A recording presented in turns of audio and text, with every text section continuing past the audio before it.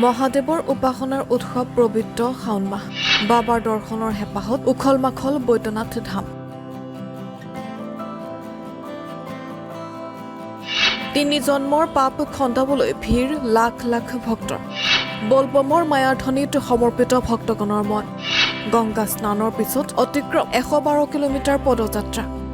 প্ৰতি বছৰে পবিত্ৰ শাওণ মাহত বলবম উপলক্ষে ঝাৰখণ্ডৰ দেৱঘৰত অৱস্থিত বৈদ্যনাথ ধামত বাবাৰ দৰ্শনৰ বাবে সমাগত হয় লক্ষ লক্ষ ভক্তৰ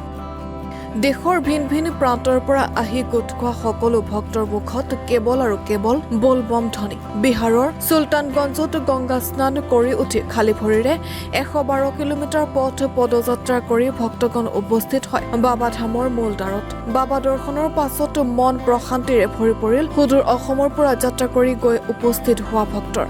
বাবা বৈদ্যনাথ মন্দিৰৰ ঠিক কাষতেই অৱস্থিত মা পাৰ্বতীৰ মন্দিৰ জনবিশ্বাস আছে যে বাবা আৰু মাৰ মন্দিৰ সংযোগ কৰি জৰি বান্ধি মাগিলে পূৰ্ণ হয় মনৰ আশা বৈদ্যনাথ ধামত যাত্ৰীৰ সুবিধাৰ প্ৰতি লক্ষ্য ৰাখি যাতায়াত আৰু পৰিবহনৰ সুচল ব্যৱস্থা কৰি ৰখা হৈছে আজিৰে পৰা আৰু 15 দিন পৰ্যন্ত চলিবলগীয়া ভক্তিৰ উৎসৱ এই বলবমৰ জৰিয়তে মানসিক প্ৰশান্তি লাভৰ লগতে মানৱতাপূৰ্ণ বিশ্ব শান্তিৰ আশা প্ৰকাশ কৰিছে সমবেত ভক্তবৃন্দই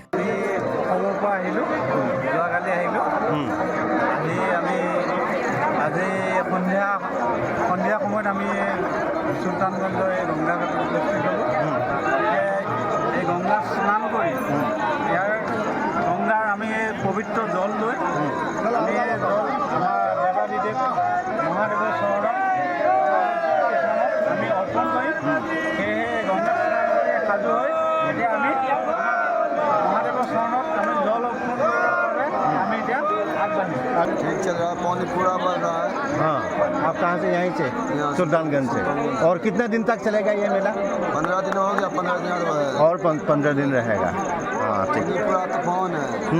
पूरा पानी हाँ बोलिए 9 तारीख तक है हाँ श्रावणी मेला 9 तारीख तक चलेंगे हाँ श्रावणी मेला फिर भादो महीना में भी चलता है न्यूज डेस्क nznews